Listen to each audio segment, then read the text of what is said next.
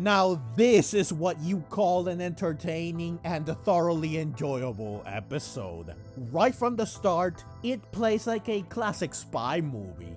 Dot and Penny, in disguises, sneaking into a museum, tampering with cameras, taking out guards, and pulling off a stealth operation like they are in some kind of heist film.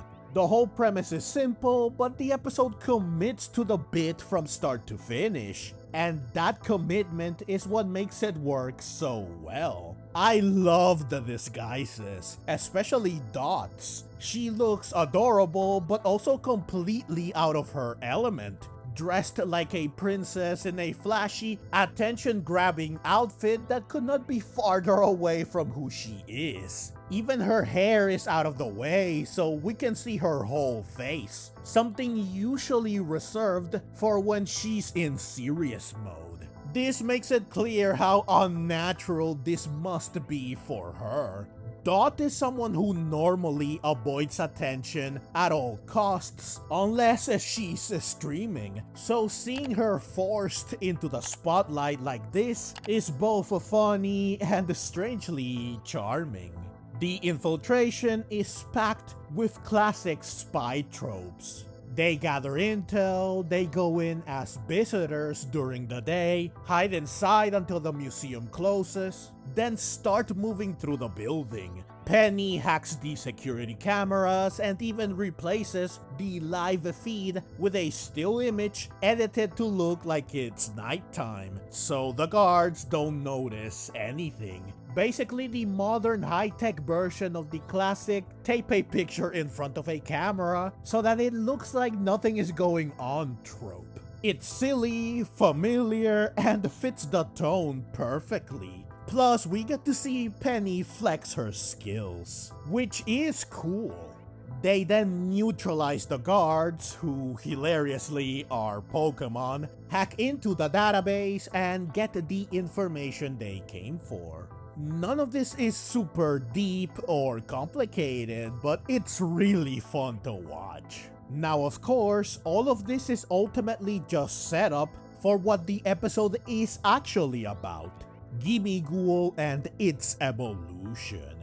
For the third episode in a row, we get an evolution, and this one gives Hatrams a real run for its money. It's definitely better than Crocalor's evolution, and while Hatrams was emotional and heartfelt, Gimmighoul's is pure fun and it puts a smile on your face the entire time. Early on, there's a great scene where Gimmighoul trips and spills its coins everywhere, and Dot, Penny, and their Pokémon help gather them back up. Penny casually comments that there are a lot of coins here, easily over 900, and Dot hints at what getting to 1000 coins means. Not sure why it's 1000 in the anime and not 999 like in the games. This scene, of course, is a not so subtle way of telling us that Gimmighoul is close to evolving. It's similar to how Crocalor's egg was shaking before his evolution. Horizons is using mechanics and lore from the Pokemon in question to foreshadow what's coming without spelling it out, which is great. And the fact that Gimmighoul has this many coins feels completely earned, because this is the payoff to something Horizons has been building up in the background for a long time. For dozens of episodes, we've seen Gimmighoul collecting coins whenever it gets the chance, even when it isn't the focus. So when you see this huge pile of coins, it doesn't feel forced. It feels like the natural result of what it's been doing all along. This is why I have always praised such slow, organic, behind-the-scenes progression whenever it happened. During the infiltration, I also love how Gimmighoul gets distracted by all the exhibits. This is a museum after all, so it's full of relics, artifacts, and treasure. So to a Pokemon that lives for shiny objects and coins, this place is basically heaven. Of course, it wanders off on its own. This detour leads into one of the funniest parts of the episode. Gimmighoul using Rubella and Indy to gather coins for it. We already know even Dot isn't safe from Gimmighoul's coin collecting schemes. So it's hilarious that even the antagonists aren't immune to it. Thanks to them, Gimmighoul gets closer to the magic number, and by the time this is all done, it's sitting at 998 coins, just one short from evolution. When the battle starts, Gimmighoul ends up being kind of a liability. That's always been true for it. It isn't a fighter, and in every battle so far, it hasn't contributed much, or anything at all, beyond buying time. Here, it becomes an outright weakness, because Chelsea uses it as a hostage to flip the situation on Dot and Penny, who otherwise had the battle well under control. Even so, the episode also reminds us of something important about Gimmighoul. It might be weak, but it isn't a coward. We've seen this before, especially in episode 109, and we see it again here. When things get bad, Gimmighoul immediately jumps in front of Tinkaton and Quaxwell and takes a hit for them. It protects its friends without hesitation. It's very clear that despite being obsessed with coins, its friends matter more, which is admirable. When things are looking dire, Gimmighoul spots one last coin, and I love that as it desperately tries to reach the coin, it glows. Great foreshadowing once again. So, with the only move it's ever had, Astonish, Gimmighoul makes one final play.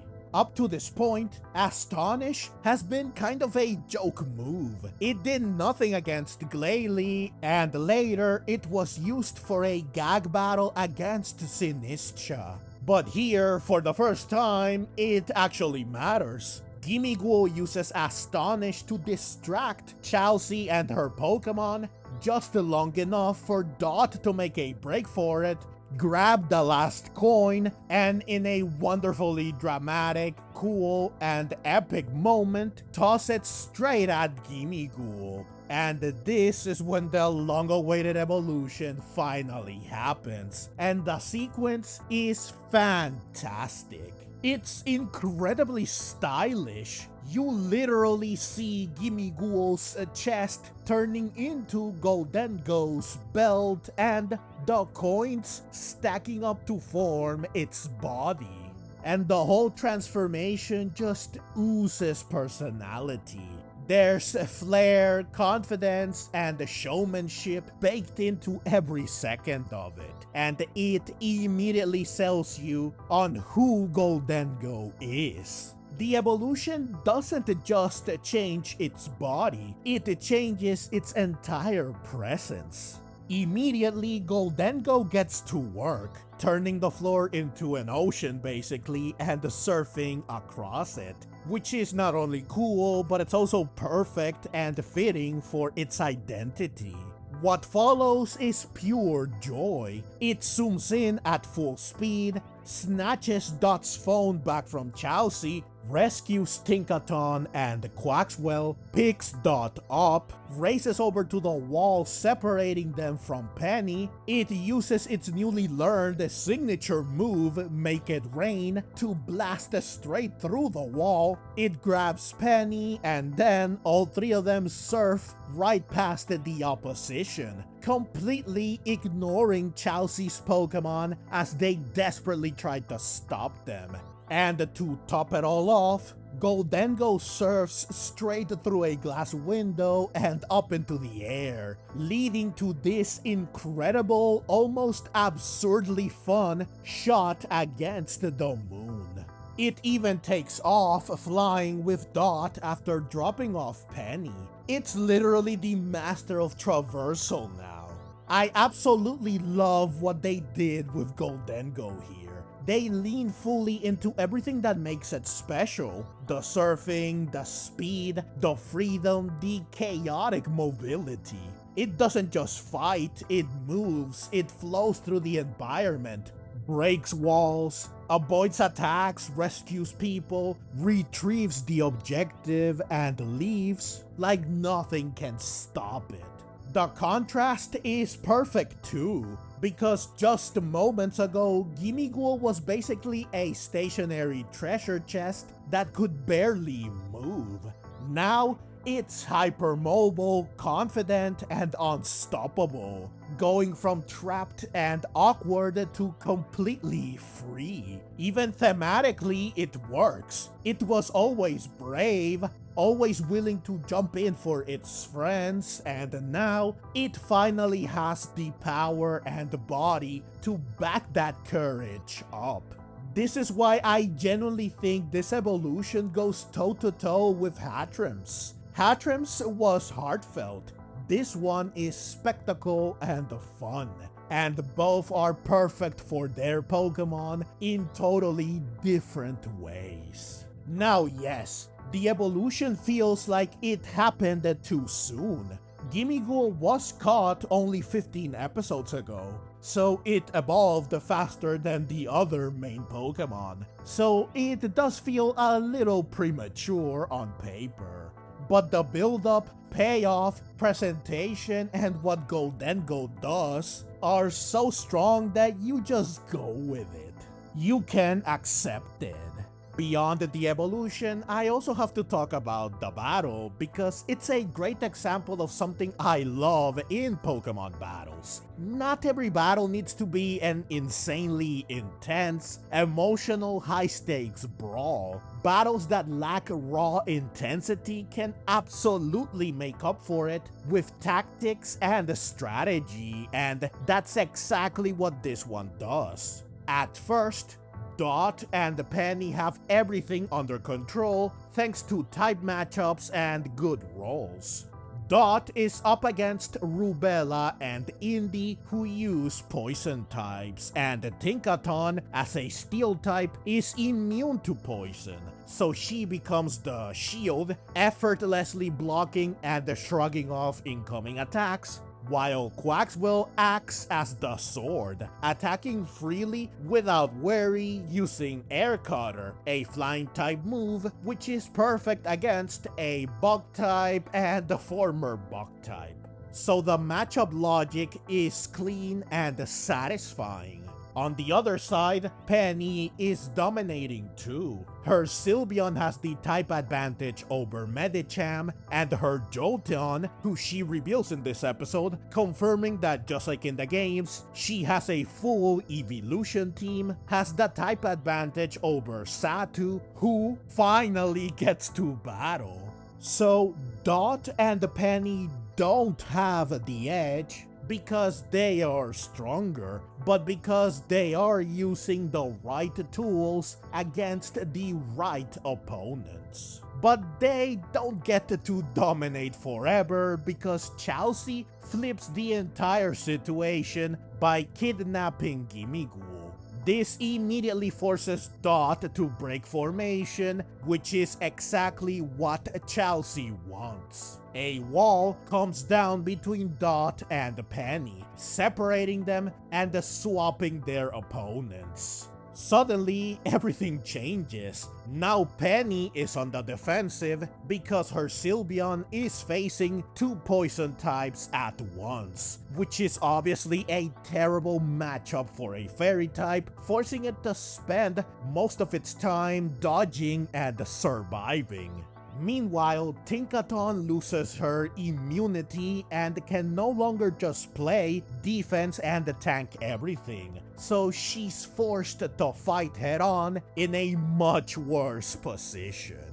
This is where Satu proves to be dangerous, which honestly makes you wonder why Chelsea had never used it to battle before, opting instead to use it only for transportation.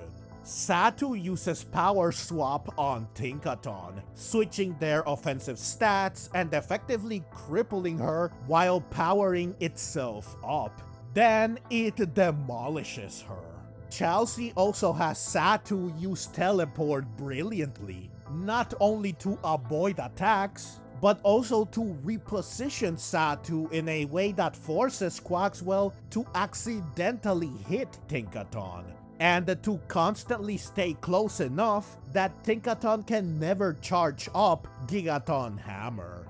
This last part is clearly experience stalking, since Chelsea has already seen firsthand how devastating that move can be. Teleport is also what allows Satu to steal Dot's phone. So much like Satu itself, it's more than just a means of transportation, which again makes you wonder why Chelsea didn't rely on them sooner. So in just a few moments, Dot and Penny go from having total control to being completely shut down. I really love this battle. It isn't the flashiest battle in the world, nor does it have a superb choreography or animation, but it is smart, tactical, and tense. First, you get to enjoy how well Dot and Penny are playing the matchups and covering each other. Then, in an instant, it all collapses and they are on the brink of losing. It keeps you on your toes and stays suspenseful because you genuinely start wondering how they are getting out of this one. Now, while Gholdengo allows Dot to get away without winning, Penny does manage to win, though sadly we don't get to see how. But we do get more proof that she's just as capable and strong in the anime. Finally, I want to highlight something this episode reinforces. Dot and Chelsea are destined rivals. They keep running into and battling each other. Of all the admins that could have been here, it just had to be Chelsea. It mirrors their previous encounter too. Back in episode 110, when Dot went with Hamber to rescue Cervantes and Chelsea was the one guarding him.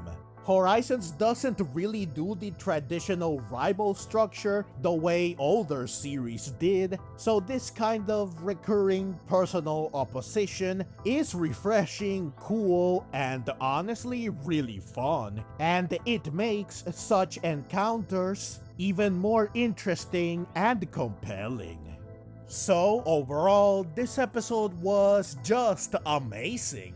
It's fun, creative, stylish, and satisfying the whole way through. The stealth mission setup is hilarious and entertaining. Gimmighoul's evolution was simply fantastic. Gorgeously animated and staged, full of style, charm, and personality, superbly built up to, and wonderfully dramatic. It was arguably one of the best evolutions in this series so far. It was almost as good as Hattrem's, if not equal to it, and it was better than Crocalor's, at least in my opinion. The battle was smart, engaging, and tense without needing to rely purely on spectacle. It's the perfect example of how you make a battle that is thrilling and keeps you on the edge of your seat despite lacking bombastic action and incredibly high stakes. Dot and Penny get to shine, both in battle and in their area of expertise, hacking, and technology. This truly was a mission only they could have accomplished, which is great since it gives them a clear purpose and way to contribute that is unique to them. The antagonists, Chelsea especially, feel genuinely clever and dangerous, turning them into a real threat and obstacle. And the episode flows from one great, exciting moment to the next seamlessly, especially after Gholdengo joins the fray. This is easily one of my favorite episodes of this arc so far. If you enjoyed this video and want to see more like it, feel free to click the links on screen. And if you'd like to support the channel and help me keep making content like this, you can find all the ways to do so in the description and in the pinned comment. Whether it's through a small donation or just watching and sharing, every bit of support means the world to me. Thank you so very much for watching, and let's meet again in the next video.